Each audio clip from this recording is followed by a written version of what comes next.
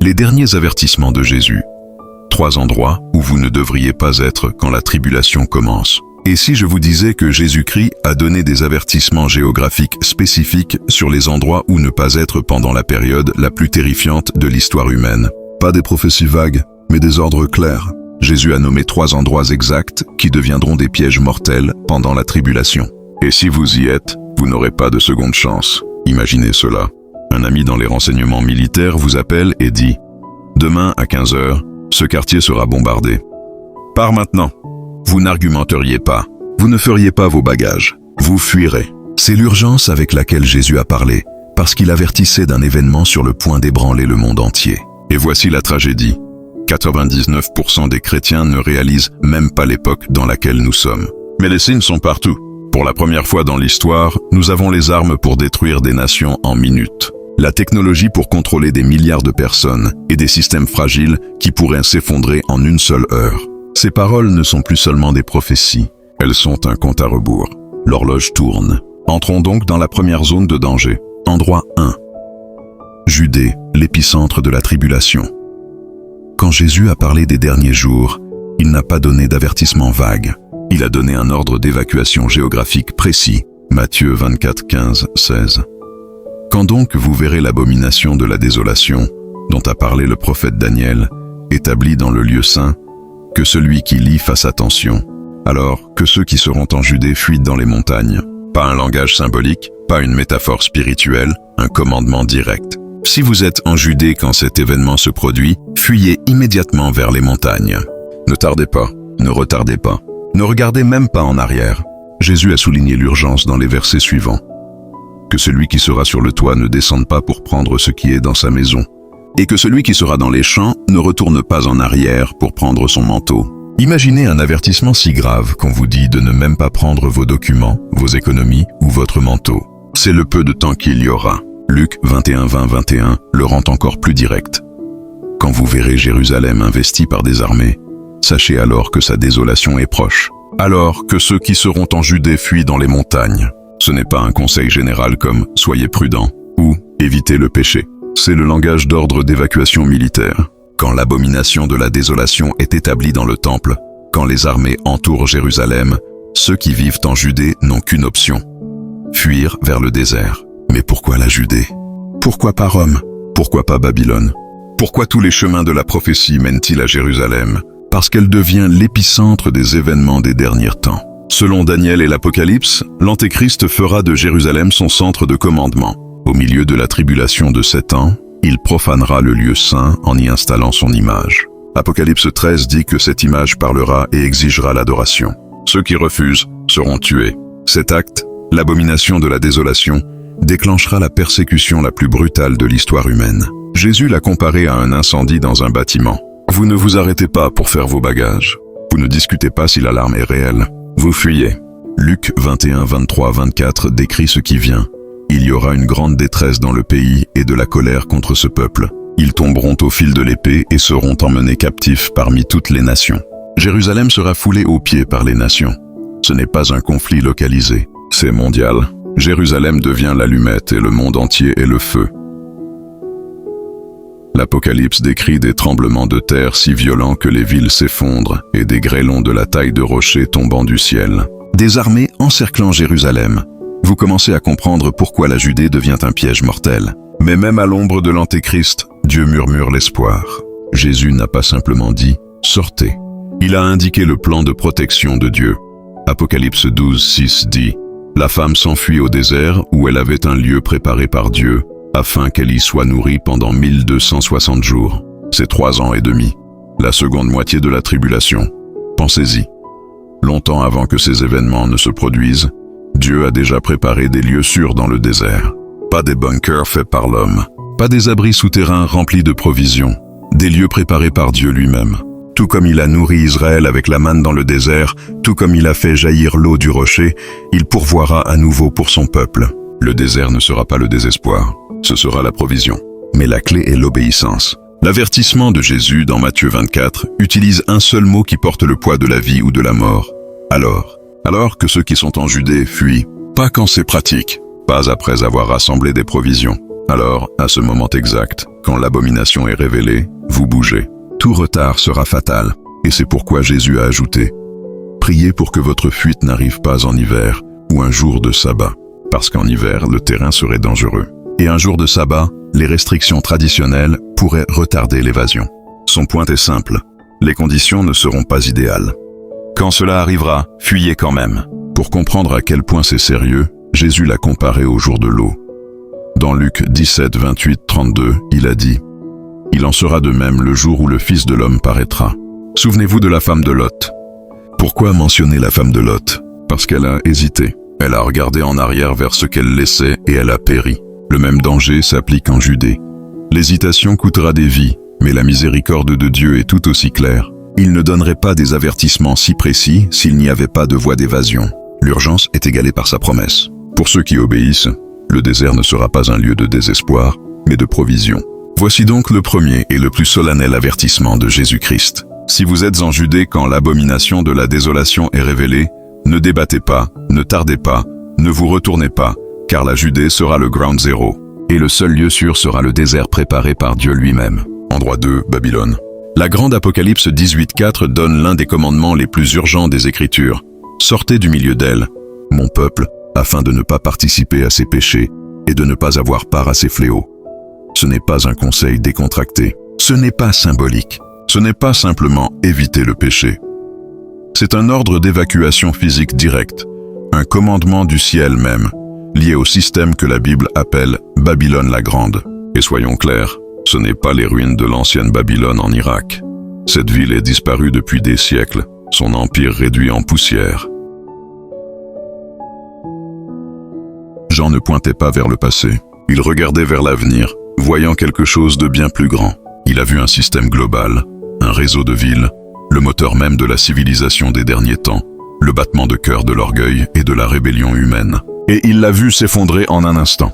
Apocalypse 18:10 clame « Hélas, hélas, cette grande ville, Babylone, cette ville puissante. En une seule heure est venu ton jugement. 1 heure 60 minutes. » C'est tout ce qu'il faudra pour que le plus grand système économique de l'histoire humaine soit réduit en cendres. Il y a 2000 ans, cela semblait impossible. Des empires comme Rome, la Perse ou la Grèce ne s'effondraient pas en 1 heure. Ils déclinaient lentement sur des siècles. Mais aujourd'hui, 1 heure suffit vraiment pour mettre à genoux l'économie mondiale entière. Pourquoi? Parce que notre monde ne fonctionne plus sur la pierre, le bois ou même l'acier. Il fonctionne sur les données, les réseaux, des systèmes fragiles invisibles à l'œil humain. Des trillions de dollars transitent par des câbles optiques en millisecondes. Le commerce mondial se déroule en cycle ininterrompu 24 heures sur 24. La même vitesse qui le rend puissant, le rend dangereusement fragile. Une cyberattaque, une frappe délibérée, une défaillance système, et tout s'effondre. Et nous en avons déjà vu des aperçus. En 2010, un crash flash a effacé près d'1 billion de dollars des marchés américains en seulement 36 minutes, puis a rebondi comme un élastique. En 2021, une seule attaque ransomware a gelé la moitié de l'approvisionnement en carburant de la côte Est des États-Unis en quelques jours. Une entreprise, une brèche, et la vie était paralysée. Si une seule défaillance peut faire cela, imaginez ce qui se passe quand le système mondial entier s'effondre. L'Apocalypse nous avertit, les villes des nations tombèrent. Apocalypse 16-19, pas une ville, pas une poignée. Plusieurs centres urbains s'effondrant ensemble sous le jugement. Voici pourquoi c'est catastrophique. Les villes ne peuvent survivre sans leur système. Elles ne produisent pas de nourriture, ne pompent pas d'eau, ne génèrent pas d'énergie. Elles sont comme des patients sous assistance respiratoire, vivantes seulement tant que les machines fonctionnent. Quand les machines s'arrêtent, les camions s'arrêtent, le carburant s'arrête, les banques ferment, les lumières s'éteignent. En quelques jours, les villes deviennent invivables. En quelques semaines, elles deviennent des champs de bataille, alors que des gens désespérés luttent pour survivre. Jean liste même la richesse de Babylone. Or, argent, bijoux, épices, bétail, même des vies humaines. Puis il dit qu'en 1 heure, tout est parti. Pas seulement l'argent, mais toute la chaîne d'approvisionnement de la civilisation. Plus de musique, plus de production, plus de culture, plus de pouvoir. La vie telle que le monde la connaît s'arrête. Et ce n'est pas seulement une question de fragilité, c'est une question d'orgueil. Babylone représente le summum de la rébellion humaine. Construire des tours vers le ciel, richesse sans justice, culture sans Dieu. Toute civilisation qui incarnait cet orgueil, Sodome, Gomorrhe, Ninive, Babylone, a fait face au jugement. le système global final ne sera pas différent. Et c'est pourquoi le commandement de Dieu est urgent. Sortez du milieu d'elle, mon peuple. Pas plus tard, pas quand les étagères sont vides, pas quand les banques sont fermées. Avant, parce qu'une fois que l'effondrement commence, l'évasion sera impossible, pensez-y.